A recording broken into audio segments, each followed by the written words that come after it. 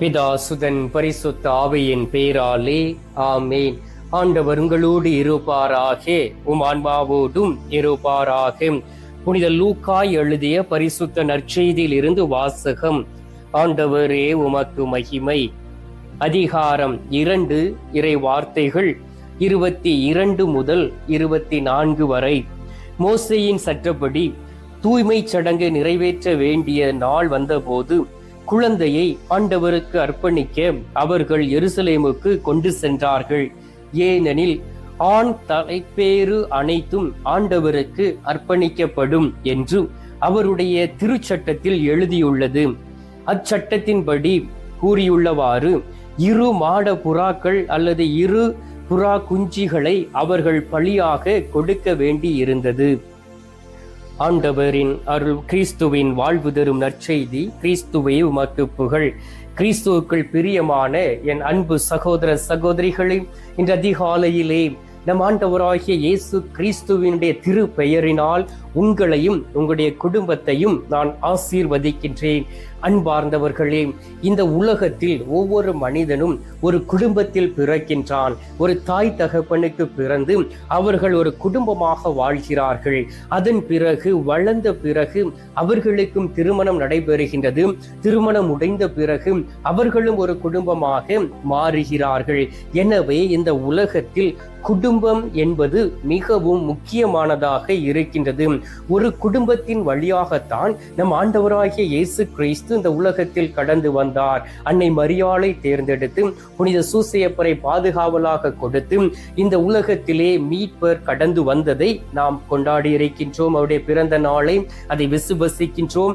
இன்றும் இந்த நாளிலும் நம் ஆண்டவராகிய இயேசு கிறிஸ்துடைய பெயரினால் நாம் மற்றவர்களோடு இணைந்து இருக்கின்றோம்.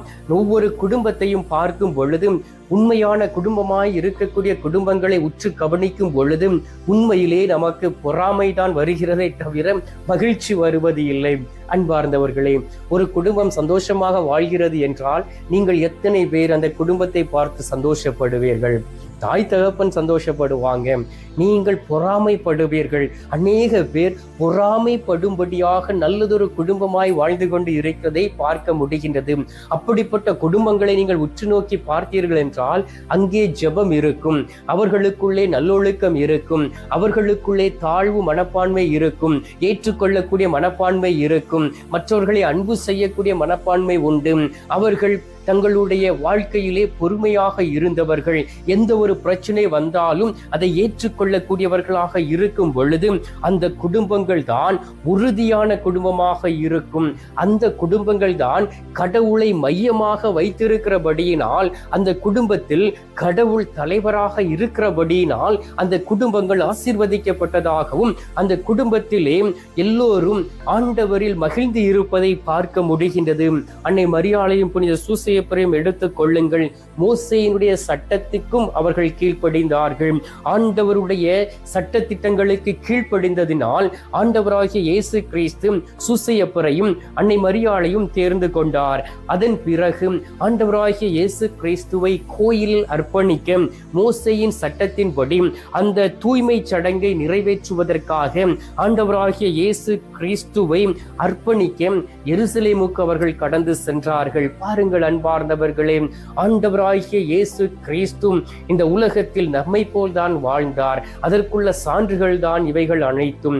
புனித சூசையப்பரும் அன்னை மரியாளும் இந்த உலகத்திலே கடவுளுடைய சட்டத்திற்கு கீழ்ப்படிந்ததை போல, ஆண்டவருடைய சட்ட திட்டங்களுக்கு கீழ்ப்படிந்ததை போல இந்த உலக சட்ட திட்டங்களுக்கும் கீழ்ப்படிந்து இருந்தார்கள்.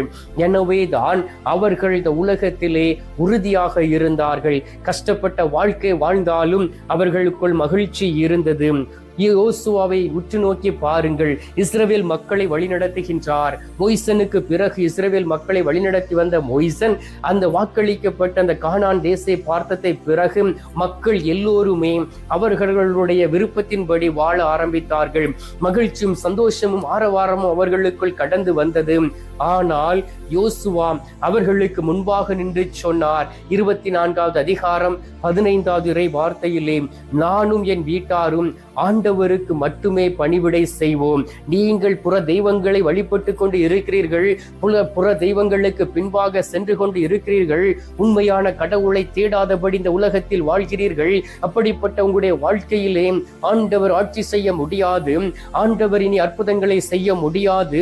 நானும் என் வீட்டாரும் கடவுளை மட்டுமே சேவிப்போம், கடவுளை மட்டுமே நாங்கள் உறுதியாக பற்றி கொண்டு அவருக்கு மட்டுமே பணி செய்வோம் என்கின்ற ஒரு உறுதியான முடிவை எடுத்தார். அன்பார்ந்தவர்களே, நீங்களும் இதை போல ஒரு முடிவை எடுக்க முடியுமா? எல்லா பிரச்சனைகளுக்கு நடுவிலும் எனக்கு என் ஆண்டவர் மட்டும் போதும், என் ஆண்டவரை உறுதியாக பற்றி கொள்வேன், என்னுடைய குடும்பம் உறுதியான குடும்பத்திற்கு இருந்த காரணம் என் ஆண்டவராகிய இயேசு கிறிஸ்து தலைவராக இருந்தபடியினால் எனவே அதே போல் இனி நாங்கள் வாழ்வோம் என்று எத்தனை பேர் இந்த நாளிலே சொல்ல முடியும்? பிரியமானவர்களே, ஆய்ந்து அறிந்து பாருங்கள். எந்த குடும்பம் உறுதியான குடும்பமாக இருக்கும், எந்த குடும்பத்தில் குடும்ப ஜெபமாலையும் ஜெபமும் இருக்கின்றதோ அந்த குடும்பம் தான் உறுதியான குடும்பமாக இருக்க முடியும். எந்த குடும்பம் தன்னுடைய தாய், தகப்பன், பிள்ளைகள் எல்லோரும் ஒன்றாக சேர்ந்து திருப்பலியில் பங்கு கொண்டு ஜெபிக்கிறார்களோ அந்த குடும்பம் உறுதியான குடும்பமாக இருக்கும். எந்தெந்த குடும்பங்கள் எல்லாம் ஒன்றாக சேர்ந்து போய் நல்லதொரு பாவ சங்கீர்த்தனம் செய்கிறார்களோ அந்த குடும்பம் கடவுளிலே உறுதியான குடும்பமாக இருக்கும், கடவுளை மையமாக கொண்ட குடும்பமாக இந்த உலகத்திலே இருக்கும் என்பதை அறிந்து கொள்ள முடியும். திரு பாடல்கள் 127வது அதிகாரம் 1வது இறை வார்த்தையை வாசித்து பாருங்கள். ஆண்டவரே வீட்டை கட்டவில்லை என்றால் கட்டுவோரின் உழைப்பு வீணாகும், ஆண்டவரே நகரை காக்கவில்லை என்றால் காவலர் விழித்து இருப்பதும் வீணாகும் என்று ஆண்டவருடைய வார்த்தை சொல்லுகின்றது. உங்களுடைய வீடு, உங்களுடைய குடும்பம், உங்களுடைய ஜெப வாழ்க்கை ஆண்டவருடைய வல்லமையினால் கட்டப்பட்டு இருக்கின்றதாம், பரிசுத்த ஆவியானுடைய வல்லமையினால் கட்டப்பட்டு இருக்கின்றதாம். உண்மையிலே நீங்கள் கடவுளுக்கு உகந்த வாழ்க்கை வாழ்ந்து கொண்டு இருக்கிறீர்களாம், கடவுள் உங்களுடைய உள்ளத்திலும் குடும்பத்திலும் செயல்படுகிறாரா என்றும் இந்த வருடத்தின் கடைசி நாட்களிலே நாம் ஆய்ந்தறிந்து பார்க்க வேண்டும். பிரியமானவர்களே, ஆண்டவர் இந்த வாய்ப்பை ஒரே ஒரு முறை கொடுத்திருக்கின்றார், குடும்ப வாழ்க்கையை ஒரே ஒரு முறை நமக்கு கொடுத்திருக்கின்றார். எப்படிப்பட்ட வாழ்க்கை வாழுகின்றோம்? பரிசுத்த வாழ்க்கை வாழ்கிறோமாம், பரிசுத்தமற்ற வாழ்க்கை வாழ்கிறோமாம், கடவுளுக்கு பிரியமுள்ள வாழ்க்கை வாழ்கிறோமாம், அல்லது கடவுளை இழந்து தவிக்கிறோமா என்று நாம் எண்ணி பார்க்க வேண்டும். இந்த நாளிலும் கூட நீதிமொழிகள் 3வது அதிகாரம் 5, 6 இறை வார்த்தையை வாசித்து பாருங்கள். முழு மனதோடு ஆண்டவரை நம்பு, உன் சொந்த அறிவாற்றலை சார்ந்து நில்லாதே, நீ எதை செய்தாலும் ஆண்டவரை மனதில் வைத்து செய் என்று சொல்லப்பட்டு இருக்கின்றது. அப்பொழுது அவர் பாதைகளை செம்மையாக்குவார். அல்லேலூயா. உங்களுடைய பாதைகள் செம்மையாக்கப்படாமல் இருக்கிறது என்றால் இன்னும் நீங்கள் கடவுளுக்கு உங்களுடைய வாழ்க்கையிலே இடம் கொடுக்கவில்லை, உங்களுடைய பிள்ளைகளுக்கு இயேசுவை கொடுக்கவில்லை, இன்னும் நீங்கள் குடும்பமாக அமர்ந்து ஜெபிக்க உங்களால் ஜெபிக்க முடியவில்லை. எனவேதான் குடும்பத்தில் போராட்டம், பிரிவினை, குழப்பம், கூச்சல், அமளி என்று சொல்லக்கூடிய அனைத்து பிரச்சனைகளும் தலைவிரித்து ஆடிக்கொண்டு இருக்கின்றது. அன்பார்ந்தவர்களே, ஆய்ந்து அறிந்து பாருங்கள். ஆண்டவரால் தேர்ந்தெடுக்கப்பட்டவர்கள் நீங்கள். மத்தேயு நற்செய்தி 6வது அதிகாரம் 33வது வார்த்தையில் சொல்லப்பட்டு இருக்கின்றது, முதலில் முன்னரசை தேடுங்கள், கடவுளுக்கு உகந்ததை தேடுங்கள், அப்பொழுது உங்களுக்கு தேவையானது எல்லாம் கொடுக்கப்படும் என்று சொல்லப்பட்டு இருக்கின்றது. ஆண்டவர் நம்மோடு கூட இருக்கின்றார். ஆண்டவர் நம்முடைய புனித குடும்பமாக மாற்றுவதற்காக நம்மிடம் கடந்து வருகின்றார். யோசித்து பாருங்கள். உண்மையிலே நான் என் ஆண்டவருடைய விருப்பத்தின்படி நடக்கிறேனாம், என் ஆண்டவரை என் கண் முன்பாக வைத்து நடக்கிறேனாம், என் ஆண்டவருடைய திட்டத்தை நிறைவேற்றக்கூடிய மகனாக மகளாக இருக்கிறேனாம், என்னுடைய குடும்பம் என் ஆண்டவரை உறுதியாக பற்றி இருக்கிறதா என்று சொல்லி இந்த நாளிலே ஆய்ந்தறிந்து பாருங்கள். அப்பொழுதுதான் நீங்கள் இந்த உலகத்திலே வாழ்ந்திருக்க முடியும், நீங்கள் இந்த உலகத்திலே சமாதானத்தோடு இருக்க முடியும், உங்களுடைய குடும்பம் ஆசி பெற்றதாகவும் கடவுளுக்கு பிரியமான குடும்பமாகவும் மாறிவிடும். அன்பார்ந்தவர்களே, இந்த நாளிலே நம் நடுவில் இருக்கக்கூடிய நற்கருணை நாதரிடம் செபிப்போம். அவரும் ஒரு திரு குடும்பத்திலே இருந்தவர், அவர் ஒரு புனித குடும்பத்திலே வாழ்ந்தவர், அவருக்கு இந்த உலக வாழ்க்கையும் தெரியும். எனவே அவரிடம் நாம் அன்றாடும் பொழுதும் அவர் நம்மோடு கூட அமர்ந்து இருப்பார், நம்மோடு பேசுவார். எனவே கண்களை மூடி கரங்களை கும்பிட்டு சில மணி துளிகள் நற்கருணை நாதரிடம் அன்றாடுவோம். எங்கள் பரலோக தந்தையே, இயேசு கிறிஸ்துவை, தூயனல் ஆவியே, தகப்பனே, இந்த அருமையான காலை பொழுதிற்காக உமக்கு நன்றி அப்பா. இந்த காலை பொழுதிலே எங்களுடைய குடும்பம் எப்படிப்பட்டதாக இருக்க வேண்டும், எங்களுடைய குடும்பத்தின் மையமாக இருக்கிறது கடவுள் என்பதை அறிந்து கொள்ள வேண்டும்.